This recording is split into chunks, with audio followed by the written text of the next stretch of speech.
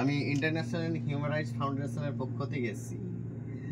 প্রথমে আপনাকে আপনার নামটা আমি প্রথমে জানতে চাইছি। আপনার নামটা কি?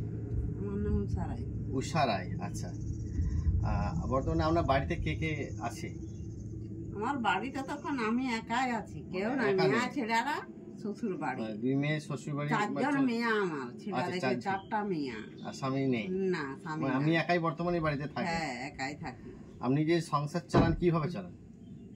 কিভাবে চালাই, এই তো লোকের বাড়ি কাজে যায়। আচ্ছা আচ্ছা, মানে লোকের বাড়ি থেকে কাজকর্ম করে একটা ঘরে করি।